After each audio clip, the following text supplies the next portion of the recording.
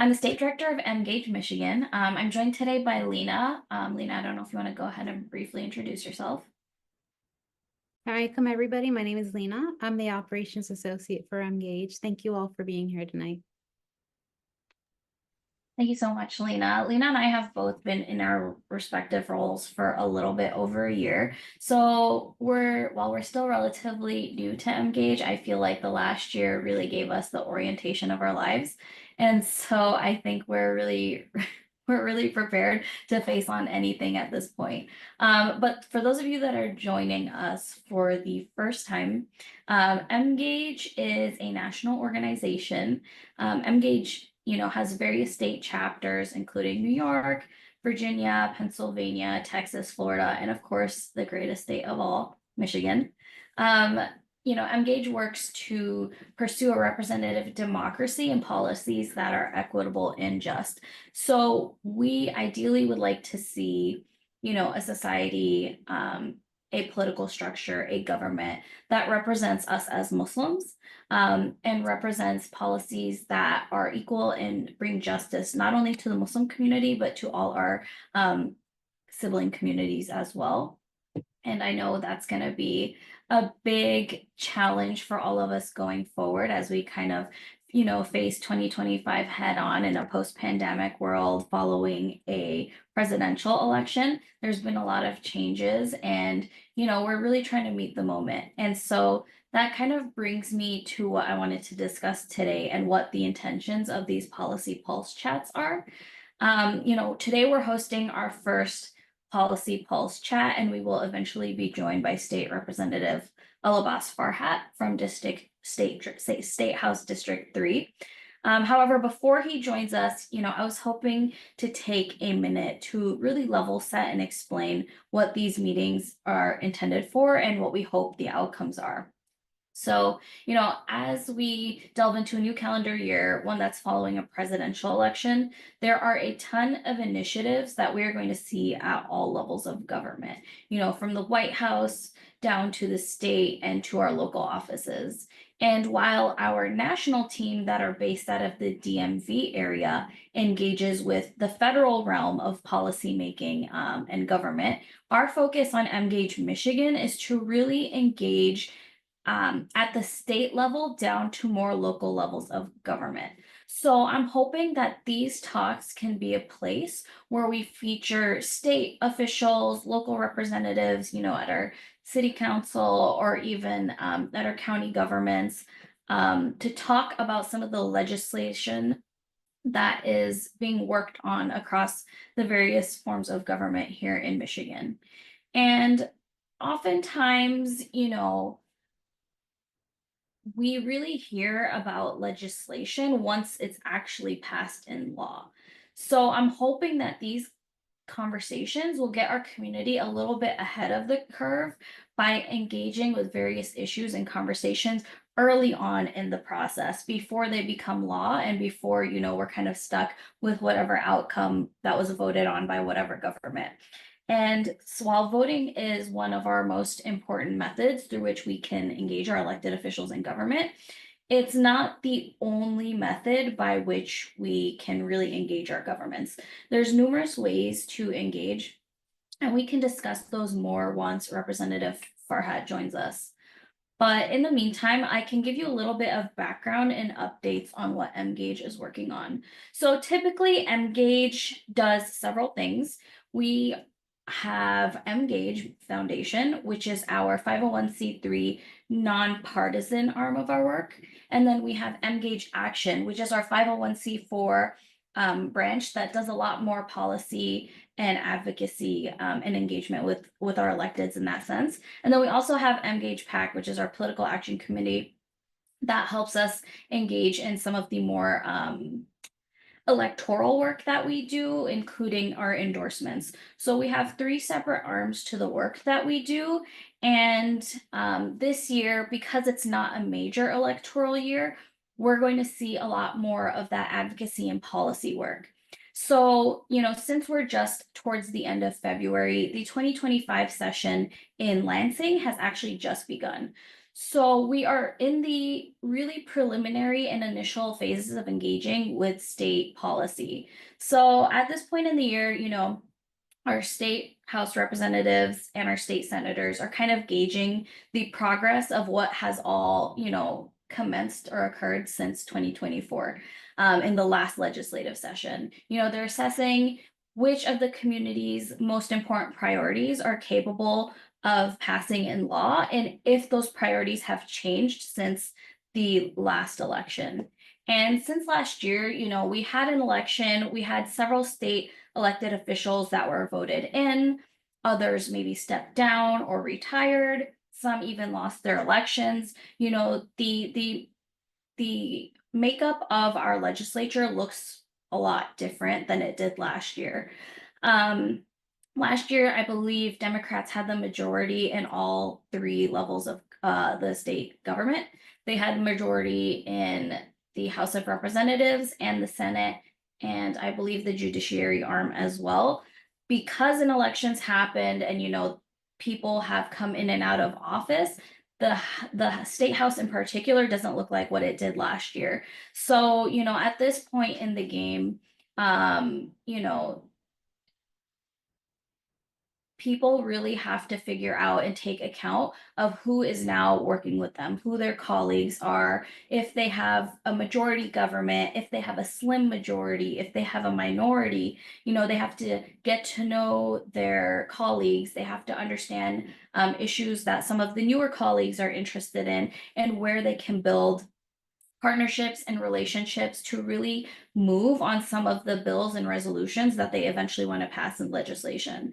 So what that means essentially is, last year Democrats had a majority. They didn't necessarily need to work as closely with Republican counterparts to pass a legislation in, for say, the House or the Senate, because they could just work within their party to kind of collaborate on different things and pass it because they had the more number of representatives in their party represented in the legislature. Because that's not the case this year, we're going to see that our government is forced to do a lot more work across the aisle. They're going to be forced to build more partnerships. They're going to be forced to work with people they may not historically have worked with, because now, since there's such a slim majority, they do need kind of all hands on deck to really move legislation in a bill. And so, as a result, like, even the policies we're able to work on and pass in Emgage are going to look different, or going to be reintroduced from last year, because sometimes when you have like a different makeup in government, things that were close to passing last year may not pass this year or may need more additional bipartisan support to pass. So Mgage is working on several bills. They're likely to carry over because they didn't actually make the progress we hoped for last year. They fell short, they didn't get voted on, or they got stuck in a committee, and now the House has changed, the Senate has changed. We kind of had to not exactly start over because the language in the bills exist, but kind of start over in terms of garnering enough support to push some of these things over the edge. So right now, Mgage is working on several bills.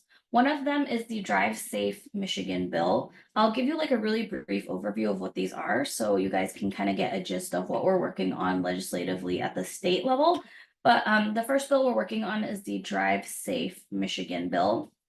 This bill actually advocates that people in Michigan are able to get a state ID or a driver's license regardless of the status of their citizenship. And at the surface level, that sounds a little bit strange because, if someone is undocumented or, doesn't have the correct documentation to be considered a resident or citizen, why should they get a state ID or a driver's license?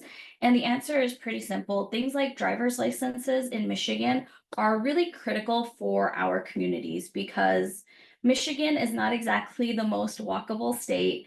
Things are really spread apart. More often than not, people need a vehicle and a car and a driver's license to go to school, to go to work, to go to the grocery store, to go to the doctor's office.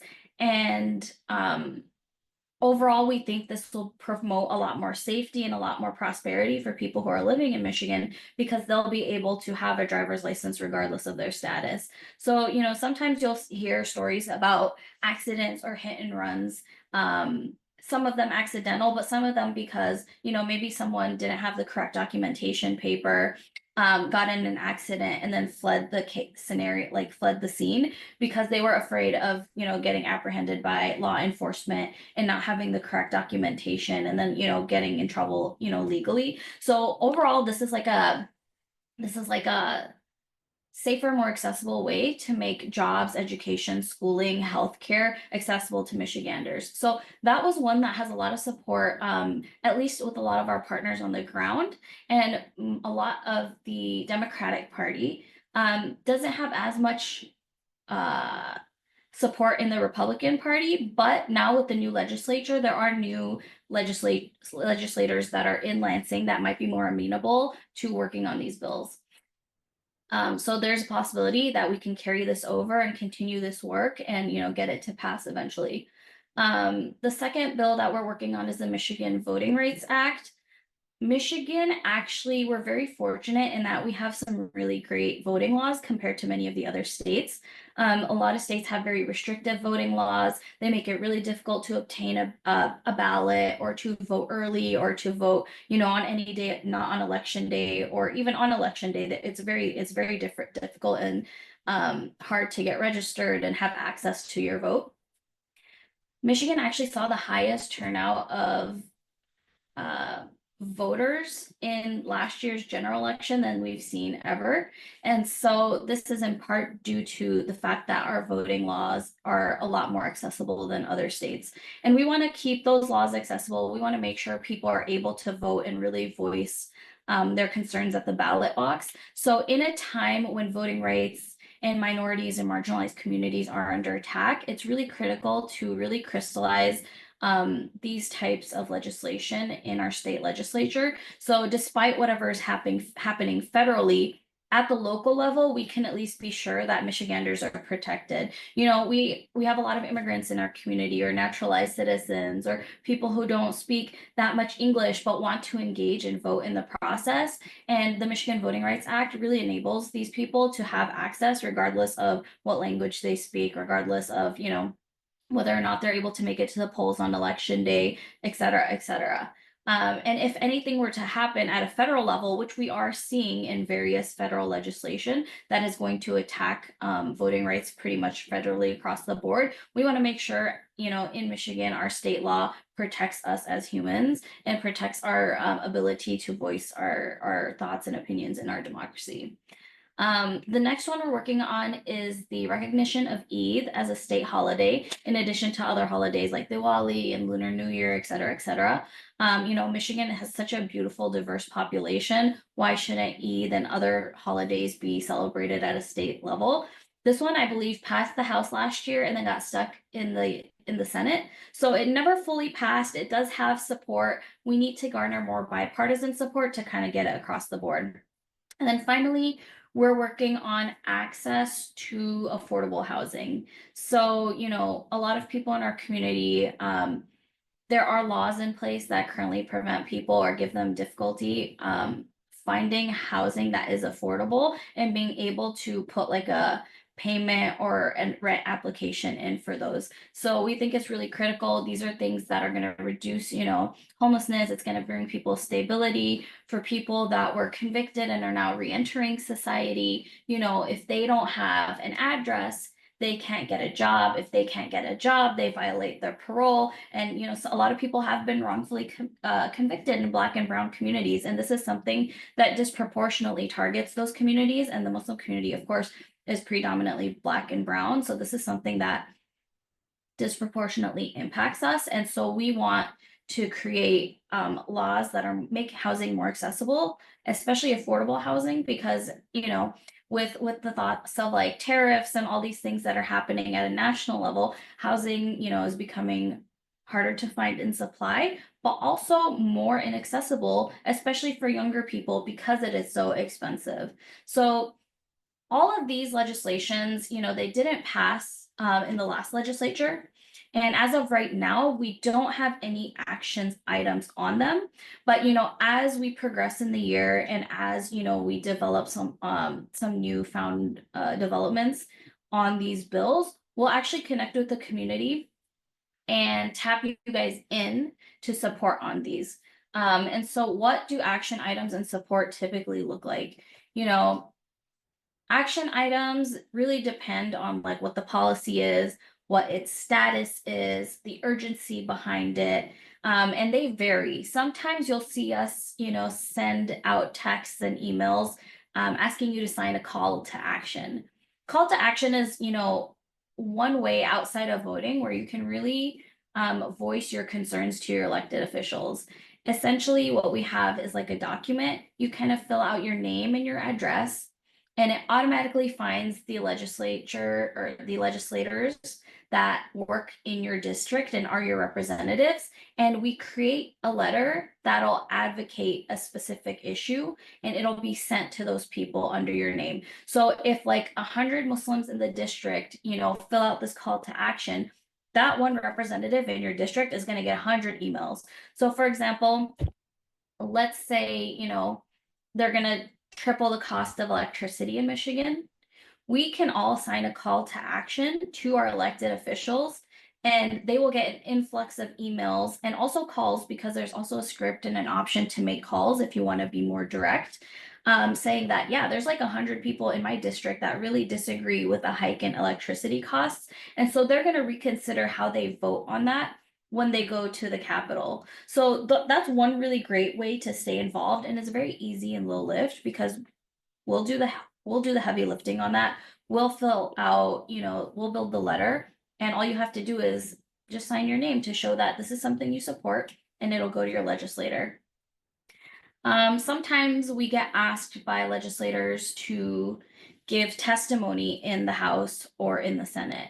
And that is also a way to really contribute and show, real life examples to our legislators of things that are happening to you in your community. So this is really helpful when there's a lot of new bills that are directly impacting people's lives. And the one that I can think of on the top of my head, I spoke to several members of Congress over the past couple weeks, and they've actually developed a portal. I'm still looking into getting a link for it. I'm not sure if this portal is live, but they are developing a portal where people who are impacted by the executive orders to lay off a lot of people in federal government, if people, had their jobs threatened or have actually lost their jobs as a result of these executive orders, a lot of these members of Congress are actually collecting that information.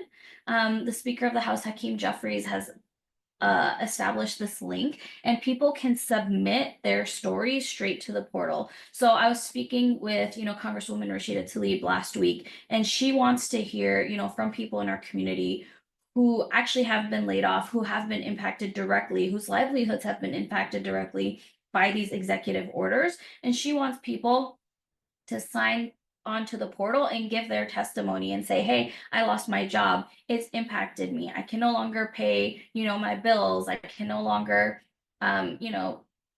afford gas. I can no longer, afford my house. And they take those stories and they bring them to Congress.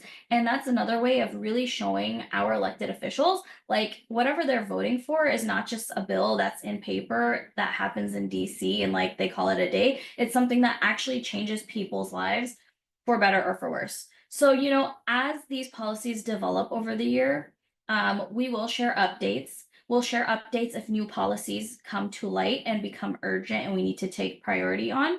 And we'll also tap you in and tell you how you can get involved. And so I'm hoping Lena or Sumaya can share a link, but if you sign up to join our email list on our website, that's emgageusa.org, there is a link to actually sign up for our email list.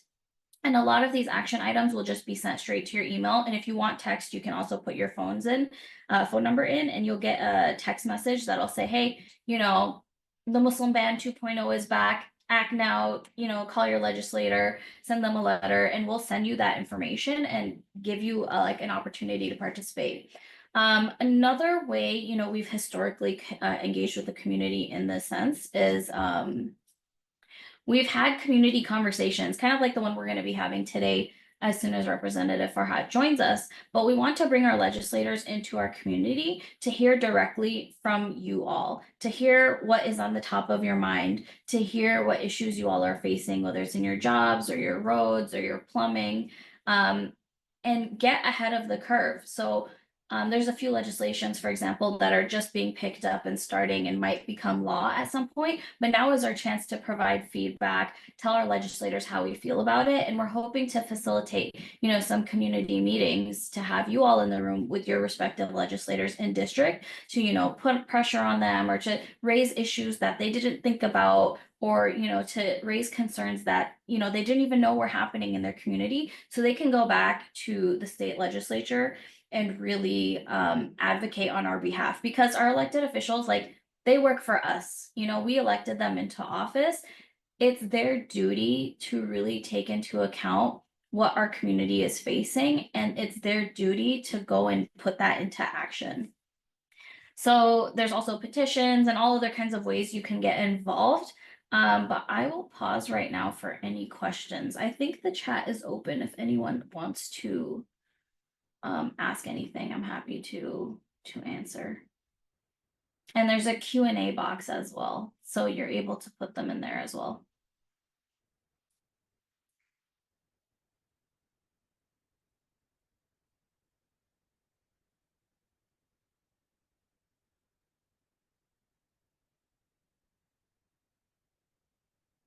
None. I'm going to go ahead and continue and talk a little bit about where we are at in our legislative cycle.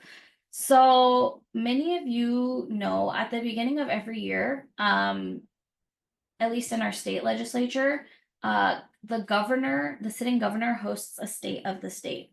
Our state of the state is actually happening, I believe, on Wednesday.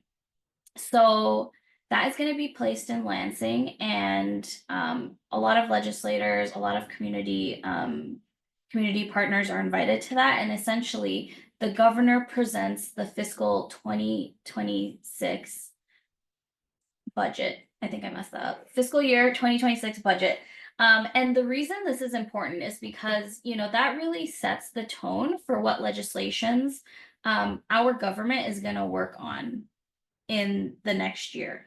And what a lot of people don't know or don't realize is, you can't just snap your fingers and ask the government for, a specific policy and expect it to happen right away. The odds are, if there is no budget line item in the government's fiscal budget, they're not going to support a specific legislation. So, for example, let's say I come in one day and I'm like, hey, every person in the state of Michigan should get $5 ED on ETH from the government. If that's not something they've allocated towards our community, that's not something they're even going to consider or raise in the House. But let's say they put aside, for example, I can give you an example. Governor Whitmer has put aside, a few $1,000,000 to support free lunches for public school students. That is a budget that has already been put into her priority. That is money that she has already allocated for that. We can go ahead and talk about things like halal food, for example, because they already have the funding to give free lunches. So now we can utilize that to maybe make the free lunches more diverse and more accessible and more, meeting the dietary needs of various communities. So this year, I'm going to walk through it very quickly, but Governor Whitmer has a pretty big list of what's on her budget. She has various priorities, including lowering overall costs, creating jobs, improving student outcomes, and supporting seniors. So that looks, that's actually very detailed, and you can actually go on her website. I don't know, Sumaya or Lena, if you're able to share the link below. But if you're curious to see what your government priorities are for the next year, the first place you actually go to is the budget, because that'll tell you exactly what they're working on, what they have the funding for, and what their top issue priorities are. So, she's trying to lower costs. She has working families tax credits that give, you know, certain families in certain tax brackets or pay ranges an average of like $3,500 tax relief. Universal pre-K for young children, free school lunches in public schools. You know, these are ways that these are things that she prioritizes, and these are the ways she lowers costs or hopes to lower costs for families across Michigan.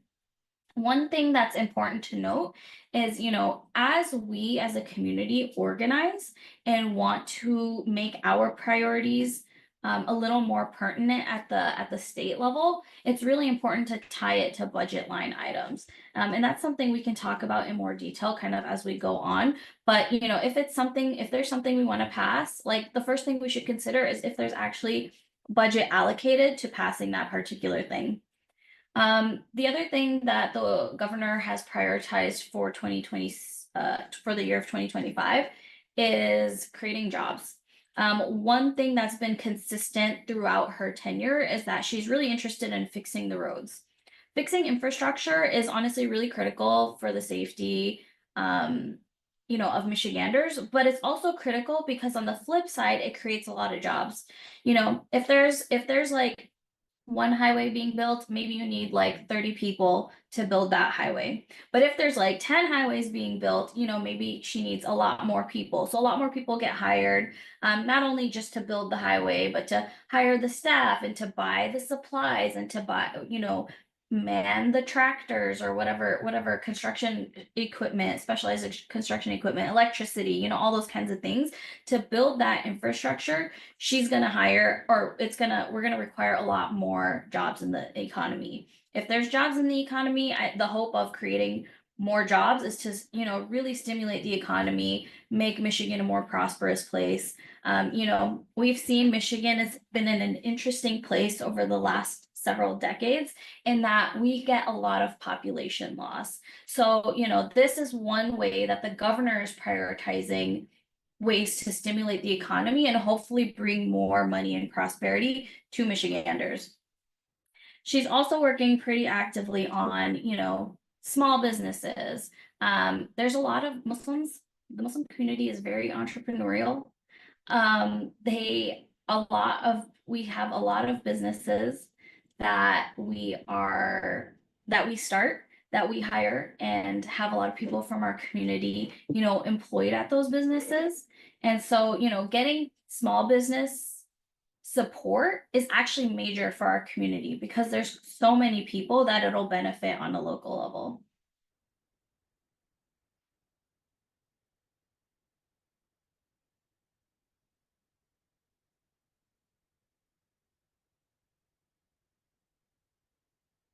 Um, and then finally, you know, one big priority is growing the economy. There's, you know, multiple millions dollars in our budget to grow our economy by, you know, training people, having, you know, more funding for perhaps college programs and the trades to really build a workforce that can come in and take over some of these specialized jobs that we're not seeing a lot of people in. Like one thing, it's really interesting. I was getting tiles redone in my house, and the contractor that was in my house was basically saying, you know, he was an elder gentleman, and he was basically saying, like, it's really hard for him in his age to continue doing these tiles because physically it's very demanding on his body. But there's such a high demand of work because there's not as many people who have the skill set to build tiles or to tile people's kitchen. So it was a really interesting thing to hear that that's one trade that maybe a lot of people are going into the computers or into medicine and engineering. Some of these trades are like overlooked. And I know, you know, Governor Whitmer has allocated certain funds to go, you know, for colleges to get, I think, free tuition for if you meet certain criteria to do some of these trades. But I'm gonna pause because I do see that Representative Farhat has made it into the chat. For those of you who don't know, Representative Farhat represents District 3. I believe that's Dearborn and parts of Detroit. You know, I believe this is his, if I'm not mistaken, second term in office. Yeah, And that's correct. Yeah, we're so grateful that you were able to join, Representative. I definitely want to turn it over to you. Today, we've been talking to our community about the ways, the ways in which the House looks different than last year. We're talking about, certain policy issues, and we're curious to hear from you. We're in the end of February. You've been around 2025 for about 2 months now. What are some things that you're working on, and how would they impact our community? Yeah, so first of all, thanks for putting this on and for having me. It's always great to connect with people who are interested in what's going on in our state's capital. I'm currently in transit, so apologies for my camera not being on. It's been a hectic weekend. And so I'll tell you, the first month and a half in the legislature, obviously there's a new majority. Republicans took control of the House. They now have a 58-52 majority. So that means they have 58 seats, we have 52 seats. And that means, reshuffling of committees and a realignment of kind of what they're going to prioritize.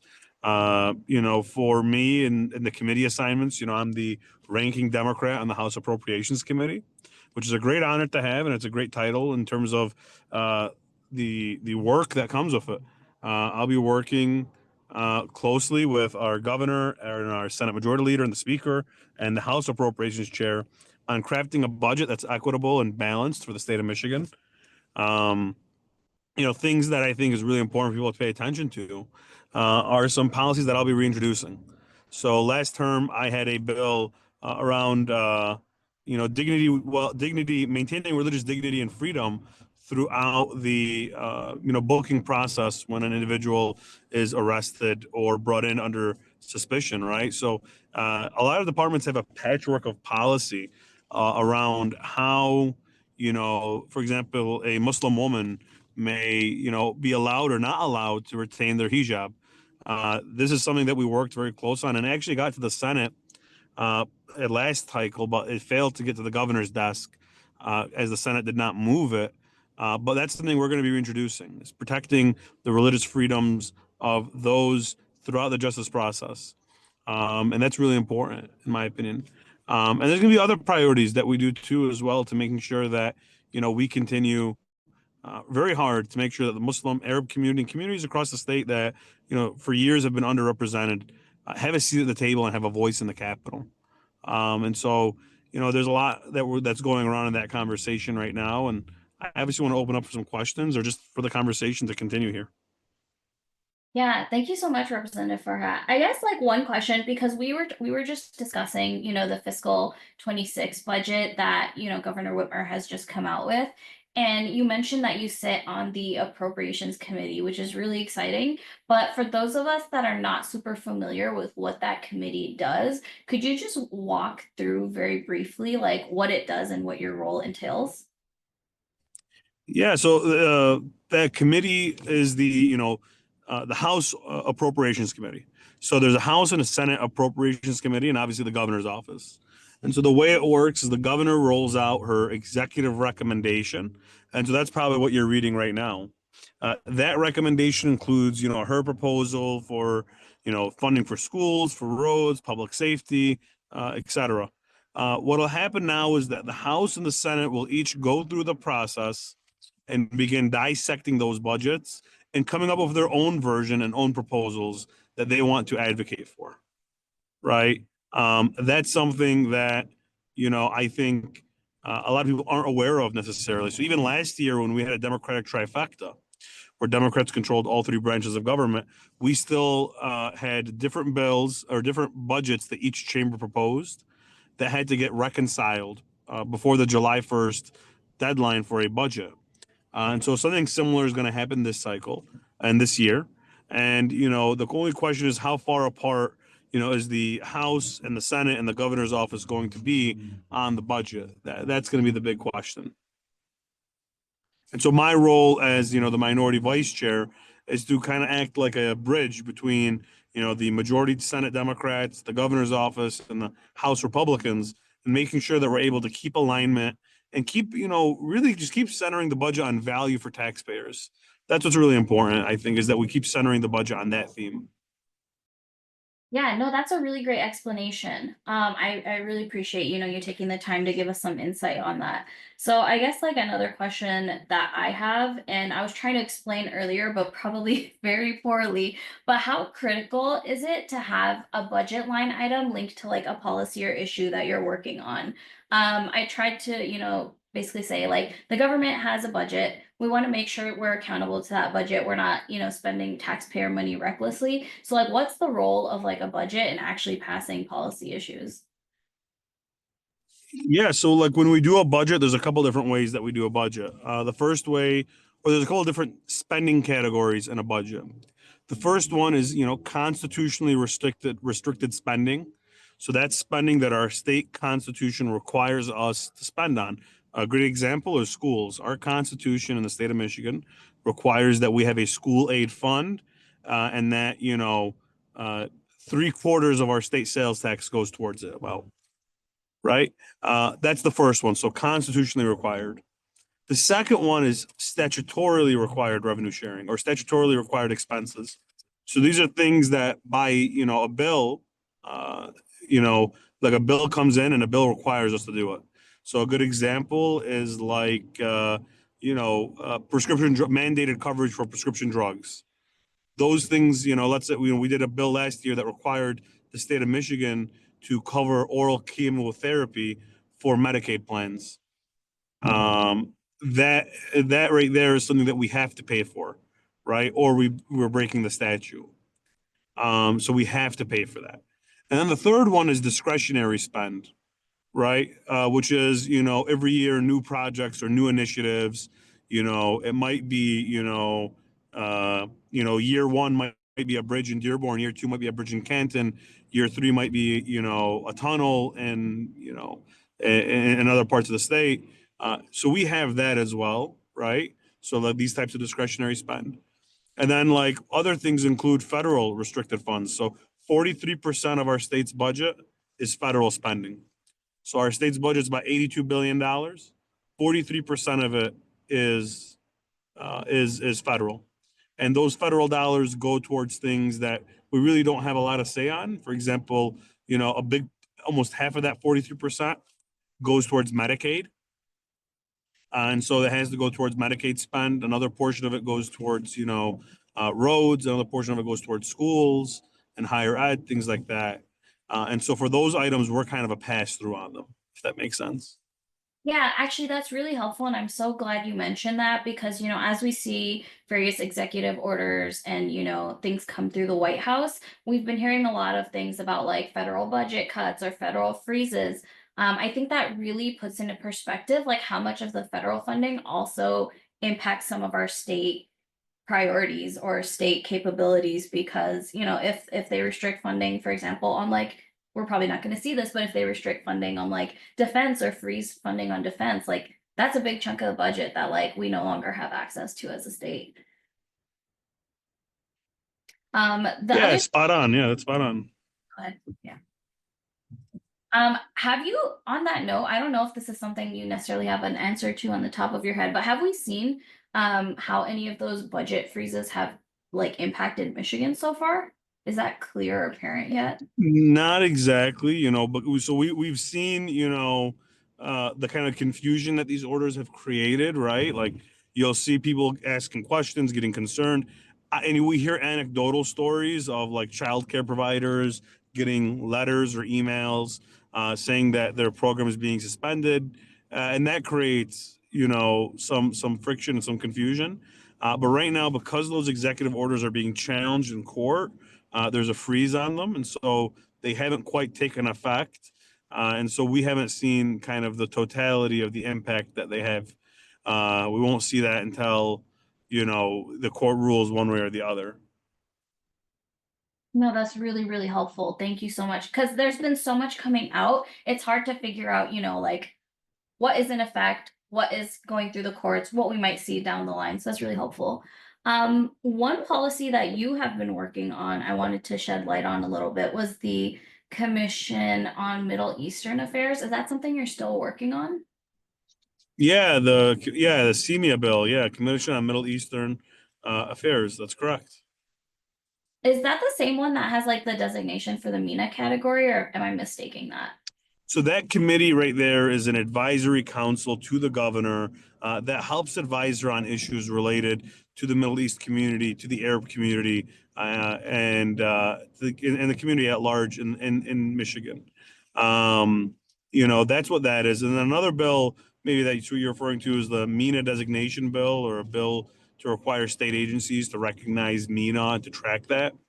And that's something we worked on last year as well. And, Senator Camilleri worked on with his data equity package that would have like required, that be a category that the state agencies track. Both are things that, we've worked on and that are really important. This data is really helpful in tracking, health outcomes and, the economic impact of certain programs on, the Arab and the Muslim community broadly. So these are things that, we continuously work on and we continuously try and find, ways to uplift in our work. No, that's really, really helpful. And I'm gonna put it to Sumaya after this next question that I have for you. And please let me know when you have to hop on or hop off. It's like currently 7:47. But one question I had for you is, why is it helpful for, categories like the MENA categories to show up in like some of those federal designations, like for our community? Like, what does this translate to? What does this mean? What's like the end goal? Yeah. I still have a couple minutes here, so I'll answer this question quickly. It's important again because, you want to be able to track the way programs are impacting a community. You want to be able to track, health outcomes when, we are looking at who uses what programs. It's helpful to know the community they come from. It's helpful to know, where the benefit is. And if they're not using a program that they're, eligible for, why is that, right? So all these things are helpful in, understanding the way government works and how we can make government work more for the people that, it represents and that it's supposed to work for. So it's all that's really important. It's also important, to help track, economic impact, for example, is, what is the impact of, a community on, housing development, on, on housing development, on, building permits, on things like that. It's really important for us to just, be recognized in data and be able to have that identity when it comes to, what programs and what ways the government can better serve us. Awesome. Thank you so much, Representative Farhat. I know you do have to hop. I'll give everyone a minute if they wanted to put questions in the chat. But on the note of the Middle Eastern Commission, Sumaya, if you're able to, I'm going to actually kick it over to you. Representative Farhat's already talked about kind of like what those MENA designations are and how they're helpful in tracking like the outcomes of our community. It's always really significant to have representation, I think, in those categories because it lets other people know like who is in our community, what our community is made up of, what are issues that impact our community, and like what are gaps that exist, right? So in like what's the role, I guess, of a commission, and is that a way that our community can get involved? Assalamualaikum. Thank you so much for asking, Hira, and I'll briefly answer this with the few minutes that we have left, but I know Emgage would love to do a broader conversation on how to get appointments and what can qualify you, but as former director of appointments for the governor's office, I'll just start off with a broad range of, we have over 2,300 appointees in the state of Michigan and over 250 boards and commissions that these appointees can sit on. I'm sorry, give me 1 second.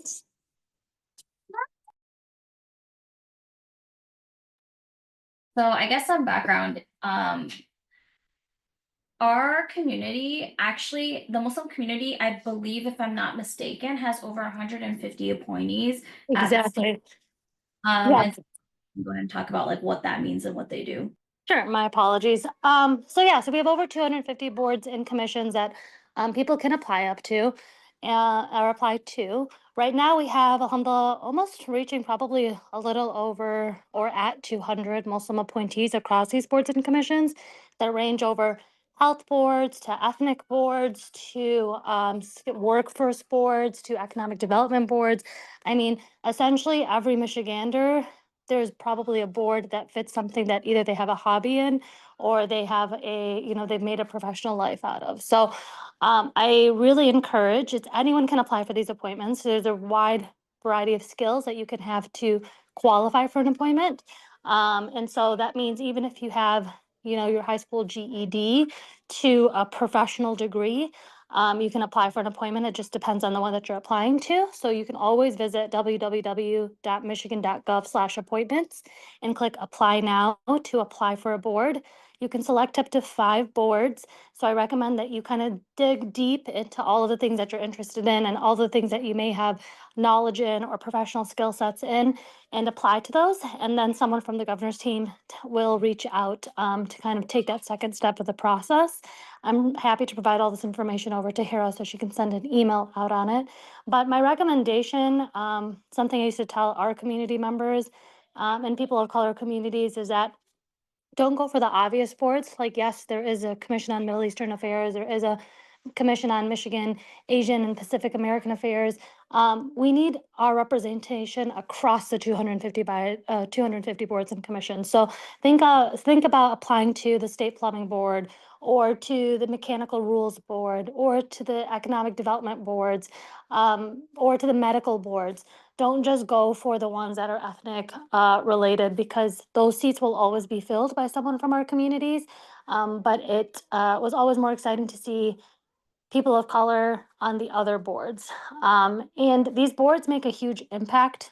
So your seat as an appointee, if you are to be appointed by the governor and sit on these boards, you're directly working on the state's issues when it comes to, that board. So when there is, the governor has an issue or concern about those, about plumbing and the role of plumbers or something to do with UAW workers and things of that sort on these boards, she'll go to get advice from those commissioners and she will get details about those. And so they can be licensing and certification questions from that angle, or they can be about rules and changing rules to adapt to whatever's in the best interest of Michiganders. So again, you can always go to www.michigan.gov/appointments to apply to these boards. And I really recommend everyone takes that step, especially in these last 2 terms, or in these last 2 years that the governor is serving on, is able to appoint to these boards. And then you can always reach out to Emgage to get a recommendation. So once you do apply,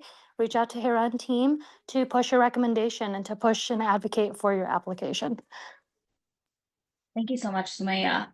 Yeah, so we're happy to do those recommendations. I've definitely gotten some in the past from like judges who want to be on various judiciary boards. And like if we know them and they're part of our community, we're happy to recommend them. But Sumaya, I don't know if you know this off the top of your head, but ballpark, how many boards and commissions did you say there were? 250 boards and commissions, which seat over 2,300 appointees. Wow. Okay. And so we only make up like 150 of those. That's like a drop in the bucket if you kind of think about it. Yes, no, something we would always run into is, of course, we have so many skilled and qualified people in our community, but it's just about putting that application in that takes less than 20 minutes, less than 25 minutes to put just a basic application in. And you can always go back in and edit more information as you earn more certifications or change fields and so on.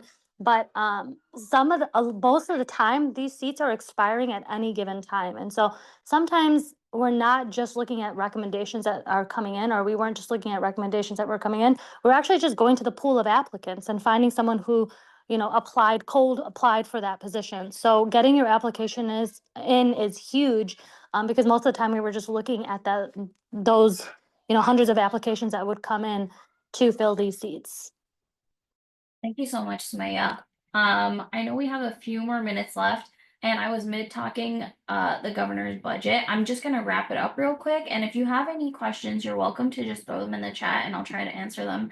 And as you type, I'm just gonna kind of close it off. But I was just briefly glancing through, the governor's budget, and I was noticing a line item where she has like $5.5 million to protect Michigan's food supply and help livestock farms to prevent disease outbreaks like bird flu. And that's so interesting to see because like I went to the grocery store this week and I paid $9 for eggs because I guess there's a shortage of eggs because of this bird flu. So it's like really great to see that, these kind of budgets are what protect our overall outcomes in health. And like, I think you mentioned earlier, there's like an agriculture commission, you know, people in our community that do own farms or have agriculture experience. Like, it'd be so great to have them, you know, on that type of committee to even talk about like Zabiha and what that means and like how we tackle issues like bird flu and prevent, you know, eggs from costing $9. So all this to say, you know, I think as a community, we have a lot of places we can plug into. We have, you know, a lot of work to do. Maybe we have a, you know, maybe we work collectively as a community to get a budget line item, you know, for the Muslim community and provide, you know, grants to us and grants to our institutions and our mosques and our education, like our schooling, you know, whatever it may look like. And I'm hoping that, you know, we as Emgage can help facilitate some of those conversations. So I'm hoping, you know, maybe our next Policy Pulse meeting will be in person. I know we're gonna have one at the end of March. I'm gonna go ahead and send out that invitation, so please keep an eye out for that in your inboxes.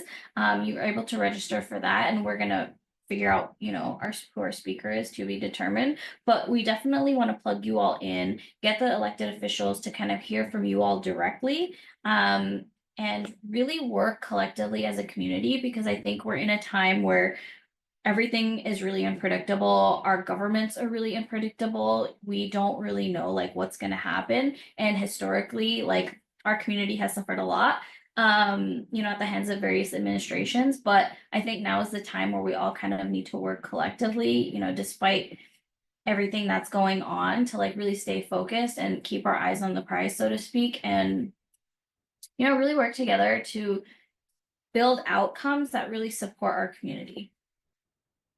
And with that, I don't see any questions in the chat, but I'll give you all a minute or two to pop in something if you have any questions you want to ask.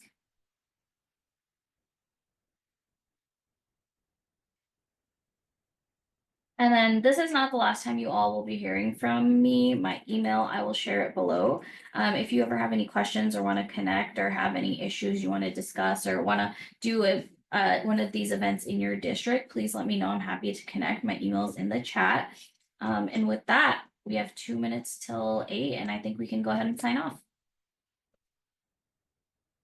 Thank you so much, everyone, for attending. I really appreciate it.